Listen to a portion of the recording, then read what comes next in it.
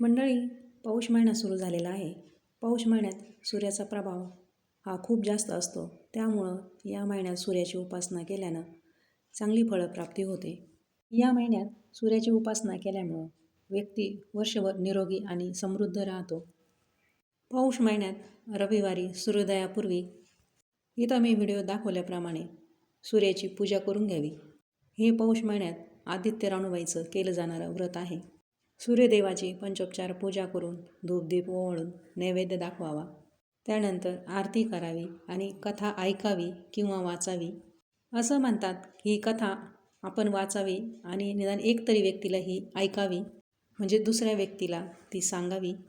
चला तर मग या पौष महिन्याचं औचित्य साधून ही आदित्य राणूबाईची कथा मी पण तुम्हाला सांगते. तुम्ही जरूर ऐका. ऐका आदित्य राणूबाई तुमची कहाणी. 8 पाट नगर होतं. त्यात एक आपला ब्राह्मण राहत होता. तो नित्य फुलं, दुर्वा, समिधा आणण्यासाठी रानात जात असे. तिथं देवकन्या, नागकन्या वसा वसत. काय ग बायानो, कसला वसा वसता? तो मला सांगा, असं ब्राह्मणानं विचारलं. तुला रे वसा कशाला हवा? उतशील, मातशील, घेतला वसा टाकून देशील. उतत नाही, मातत नाही, घेतला वसा टाकत नाही, असं ब्राह्मणानं उत्तर दिलं. तेव्हा त्या कन्या म्हणाल्या, श्रावण मास येईल त्याच्या पहिले आदित्यावारी मुकट्यावाने उठावं, सुचिळ वस्त्रासह स्नान करावं, उद्रोदक पाणी आणावं, नागवेलीच्या पानावर रक्तचंदनानं राणूबाई काढावी, 6 रेगांचं मंडळ करावं, 6 सुतांचा तातू काढावा, त्याला 6 गाठी द्याव्या, पानं फुलं व्हावी, पूजा करावी, पानांचा विडा, फुलांचा जेला, दशांगाचा धूप, गुळ खोबऱ्याचा नैवेद्य दाखवावा, 6 मास चाळावी, 6 मास पाळावे, माघा सप्तमीस पूर्ण करावं. संपूर्णास काय करावं? गुळाच्या पोळ्या, बोटव्याची खीर, लोणकडे तूप, मेहून जेवू सांगावं. असेल तर चिरचोळी द्यावी, नसेल तर जोडगळे सरी द्यावी, नसेल तर 2 पैसे दक्षिणा द्यावी आणि आपल्या वशाचं उद्यापन करावं. वसा ब्राह्मणानं केला तसं त्याला सूर्यनारायण देव प्रसन्न झाला. भाग्यलक्ष्मी मिळाली. तेव्हा राजाच्या राणीनं ब्राह्मणास बोलावू धाडलं. जाते वेळेस ब्राह्मण बिहू लागला, कापू लागला. तेव्हा राजाच्या राणीनं सांगितलं, बिहू नका, कापू नका, तुमच्या मुली आमच्या इथं द्या. ब्राह्मण म्हणाला, आमच्या मुली गरीबाच्या, तुमच्या घरी कशा द्याव्या? दासी कराल, बटकी कराल. दासी करत नाही, बटकी करत नाही, राजाची राणी करू, प्रधानाची राणी करू. मार्गेसराचा महिना आला. ब्राह्मणानं लगीन करून मुली दिल्या. एक राजाच्या घरी दिली, दुसरी प्रधानाच्या घरी दिल्या. गेल्या पावली मुलींचा समाचार घेतला नाही. 12 वर्षांनी ब्राह्मण समाचाराला निघाला. राजाच्या घरी आला. लेकीनं बसावयास पाट दिला, पाय धुवायला पाणी दिलं. बाबा गुळ खा, पाणी प्या. ब्राह्मण म्हणाला, गुळ खात नाही, पाणी पित नाही. आधी माझी कहाणी करावायची आहे, ती तू ऐक. तुमची कहाणी ऐकायला मला वेळ नाही. राजा पारधीला जाणार आहे, त्याला जेवायला उशीर होईल. तोच त्याच्या मनात राग आला. तिथून तसाच निघाला. प्रधानाच्या घरी आलं. तिनं बापाला पाहिलं. तसं तिनं बसायला पाट दिला, पाय धुवायला पाणी दिलं. बाबा बाबा गुळ खा, पाणी प्या. गुळ खात नाही, पाणी पित नाही. आधी माझी कहाणी करावायची आहे, ती तू ऐक. तुमची कहाणी नको ऐकू तर कोणाची ऐकू? घरात गेली, उतरंडीची 6 मोते आणली. 3 बापाच्या हाती दिली, 3 आपण घेतली. त्याने मनोभावे कहाणी सांगितली. तिने चित्तेभावे ती ऐकली. नंतर जेवू खाऊन बाप आपल्या घरी गेला. बायकोनं विचारलं, मुलीचा समाचार कसा काय आहे? जिनं कहाणी ऐकली नाही ती दारिद्र्यानं पिडली, दुःखानं व्यापली, राजा मुलखांवर निघून गेला. जिनं कहाणी ऐकली ती भाग्याने नांदत आहे. इकडं दरिद्री जी झाली तिनं आपल्या लेकांना सांगितलं, मावशी घनघोर नांदत आहे, तिकडं जाऊन काही दिलं तर घेऊन ये. पहिल्या आदित्यावारी पहिला मुलगा उठला. तळ्याच्या पाळी जाऊन उभा राहिला. अगं अगं दासीनं, तुम्ही दासी कोणाच्या? आम्ही दासी प्रधानाच्या. राणीत जाऊन सांगा की तुमच्या बहिणीचा मुलगा आला आहे. तो कसा आला आहे, काय आला आहे? फाटके नेसला आहे, तुटके पांघरला आहे, तळ्याच्या पाळी उभा आहे.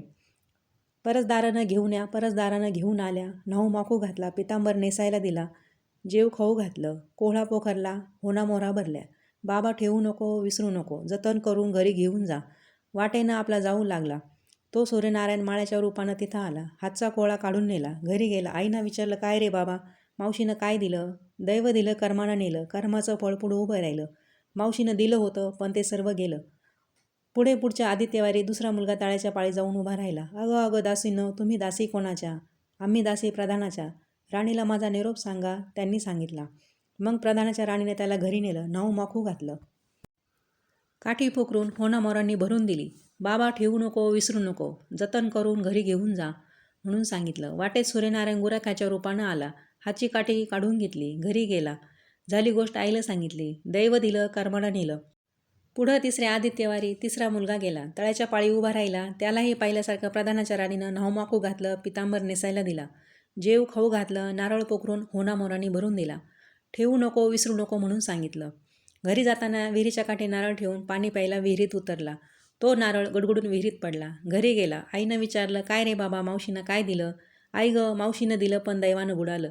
चौथ्या आदित्यवारी चौथा मुलगा गेला. तळ्याच्या पाळी उभा राहिला. त्यालाही प्रधानच्या राणीनं घरी नेऊन न्हाऊमाखू घातला, पितांबर नेसायला दिला, जेव खाऊ घातलं.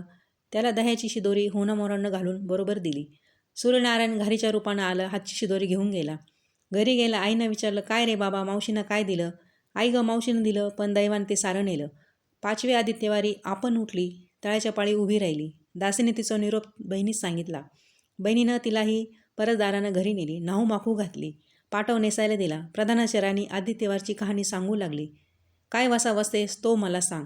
बहीण म्हणाली, अगं अगं चांडाळणी, पापिनी, बापाची कहाणी ऐकलीच नाहीस म्हणून तुला दारिद्र्य आलं.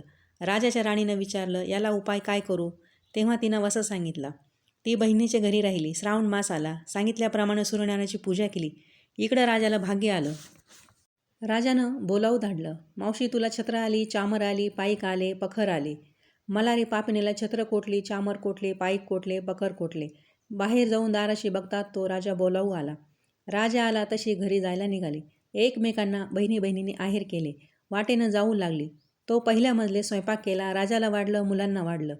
आपलं पान वाढून घेतलं. तेव्हा तिला कहाणीची आठवण झाली.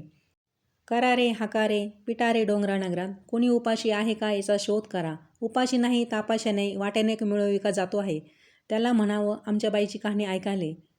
तुझ्या बाईची कहाणी ऐकून मला काय फळ? माझं पोट भरलं पाहिजे असं म्हणून तो राणीकडे आला. तशी 6 मोते राणीनं घेऊन त्याला 3 दिली. 3 आपल्या हाती ठेवली. मनोभावे कहाणी सांगितली. चित्तेभावे त्याने ती ऐकली.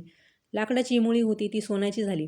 तो म्हणाला, कहाणी ऐकल्याचं फळ एवढं तर मग वसा घेतल्याचं काय फळ? काय वसा आहे तो मला सांगा. तुला रे वसा कशाला हवा? उचशील माचशील, घेतला वसा टाकून देशील. उतत नाही, मातत नाही, घेतला वसा टाकत नाही. तेव्हा वसा सांगितलं. पुढं दुसऱ्या मजलेस गेली. स्वयंपाक केला. राजाला वाढलं, मुलांना वाढलं. आपलं पान वाढून घेतलं.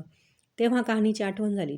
करारे हाकारे, पिटारे डोंगरा नगरात, कोणी उपाशी आहे का याचा शोध करा. उपाशी नाही, तापाशी नाही, माळ्याचा मळा पिकत नाही, विहिरीला पाणी लागत नाही, असा एक माळी चिंतेनं बसला आहे. त्याला हाक मारली, आमच्या बाईची कहाणी ऐक. तो राणीनं 6 मोते घेऊन 3 आपल्या हाती घेतली आणि 3 माळ्याला दिली. राणीनं कहाणी मनोभावे सांगितली. ती माळ्याने चित्तभावे ऐकली. माळ्याचा मळा पिकू लागला. विहिरीला पाणी आलं. तो म्हणाला, कहाणी ऐकल्याचं एवढं फळ तर वसा घेतल्याचं काय फळ? काय वसा आहे तो मला सांगा. राणीनं त्याला वसा सांगितला. पुढं तिसऱ्या मजलीस गेली. स्वयंपाक केला. राजाला वाढलं, मुलांना वाढलं. आपलं पान वाढून घेतलं. तेव्हा कहाणीची आठवण झाली. करारे हाकारे, पिटारे डोंगरा नगरात, कोणी उपाशी आहे का याचा शोध करा. उपाशी नाही, तापाशी नाही, एक म्हातारी होती. तिचा एक मुलगा वनात गेला होता. एक डोहात बुडाला होता. एक सर्पानं खाल्लं होता. त्यामुळं चिंता करत बसली होती. तिला म्हणाले, आमच्या बाईची कहाणी ऐक. ती म्हणाली, कहाणी ऐकून मी काय करू? मी मुलांसाठी रडत आहे. बरं येते. मग ती राणीकडे गेली. राणीनं पहिल्याप्रमाणे तिला कहाणी सांगितली. तिनं ती चित्तभावे ऐकली. तिचा मुलगा वनात गेला होता, तो आला. डोहात बुडाला होता, तो आला. सर्पानं खाल्ला होता, तो जिवंत झाला. ती म्हणाली, बाई बाई, कहाणी ऐकल्याचं एवढं फळ तर वसा घेतल्याचं काय फळ? काय वसा आहे तो मला सांग. मग राणीने तिला वसा सांगितला. पुढे चौथे मधलेच गेली. स्वयंपाक केला. राजाला वाढलं, मुलांना वाढलं. आपलं पान वाढून घेतलं. इतक्यात तिला कहाणीची आठवण झाली. करारे हाकारे, पिटारे डोंगरा नगरात, कोणी उपाशी आहे का याचा शोध करा. उपाशी नाही, तापाशी नाही, पण काना डोळा, मासा गोळा, हात नाही, पाय नाही, असा एक मनुष्य रस्त्यामध्ये होता. त्याच्या अंगावर तांब्याभर पाणी ओतलं. पालथा होता तो उताना केला. 6 मोते होती. 3 मोते त्याच्या बेंबीवर ठेवली. 3 मोते आपण हाती घेतली. राणीनं मनोभावे कहाणी सांगितली. ती त्यानं ऐकली.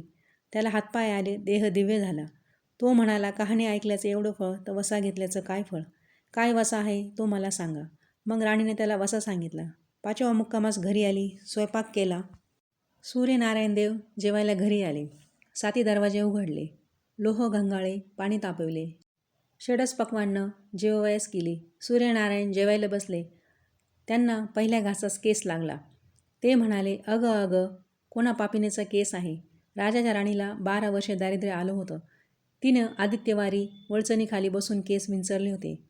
काळं चवाळ, डोईचा केस, वळचणीची काडी, डाव्या खांद्यावर विशी बाहेर टाकून दे. राजाच्या राणीला सूर्यनारायणाचा कोप झाला तसा कोणाला होऊ नये. ब्राह्मणाला, मुळी विक्याला, राजाच्या राणीला, म्हातारीला, कानाडोळा, मासाचा गोळा इतक्यांना जसा सूर्यनारायण प्रसन्न झाला तसा तुम्हा आम्हाला हो. ही 60 उत्तराची कहाणी 5 उत्तरी सुफळ संपूर्णम.